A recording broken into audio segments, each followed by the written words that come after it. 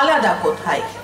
আপনারা যারা অভিভাবক আছেন তারা আরো ভালো বলতে পারবেন। আমার পাশে যিনি দাঁড়িয়ে আছেন তিনি তার নিজ গুণে প্রতিষ্ঠিত, পাশাপাশি এখানকার অভিভাবক, তাই তো? একদম তাই।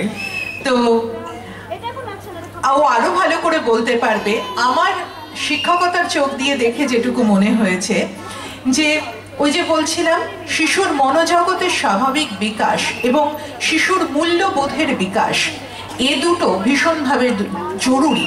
প্রথম বিশ্বের দেশগুলো আজকে জোর দিচ্ছে একটা শিশুর শিক্ষা ব্যবস্থা শুরু থেকে 5 বছর 6 বছর বয়স অবধি শিশুর মূল্যবোধের বিকাশের ওপর, এবং একই সাথে সাথে তার মনোজগৎ এবং তার মতো করে শিক্ষাটাকে ভালোবাসতে শেখা, বোঝা নয়, বোঝা হয়ে উঠুক। আর এই জায়গা থেকেই থাম্বেলিনার ভাবনা আলাদা। থাম্বেলিনা আরো নতুন নতুন অনেক ভাবনা আমাদের বহরমপুর শহরের ছোট্ট ছোট্ট শিশুদের জন্য নিয়ে এসেছে, যাতে আগামী প্রজন্ম সুন্দর হয়ে উঠতে পারে, আমাদের এই শহর থেকে সারা বিশ্বের প্রান্তে ছড়িয়ে পড়ে তারা আরো আরো অনেক এগিয়ে যাওয়ার পথ তৈরি করতে পারে। আমরা সেসব কথায় আসবো, টুকটুক করে মাঝে মাঝে হবে, বিভিন্ন জন বলবেন।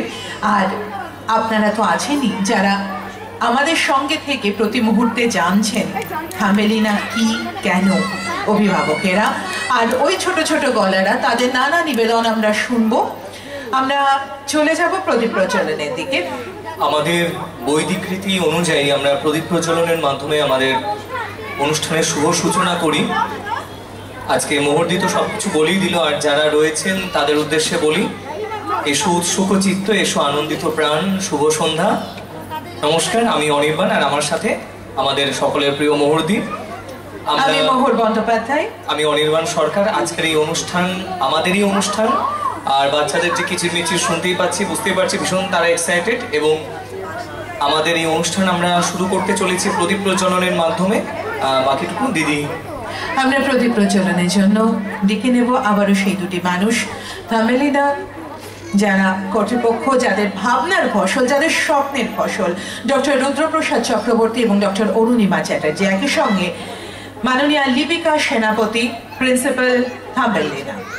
আমরা তাদেরকে অনুরোধ করব এবং সমস্ত শিক্ষিকা যারা আছেন, যারা এই ছোট্টদেরকে সুন্দর মানুষ করে গড়ে তুলছেন, তাদেরকে অনুরোধ করব মঞ্চে আসার জন্য।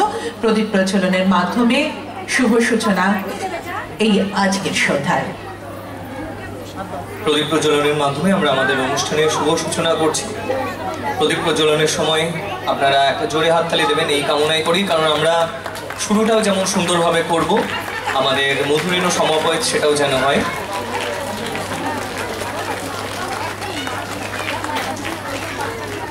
শুভং করোতি কল্যাণম আরোগ্যং ধন সম্পদা শত্রুবুদ্ধি বিনাশায় দীপজ্যোতির্নমোস্তুতে দীপজ্যোতির্নমোস্তুতে।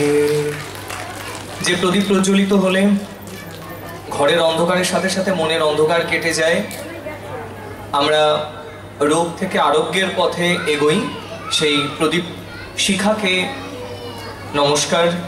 আমাদের অনুষ্ঠানের শুভ সূচনা হলো।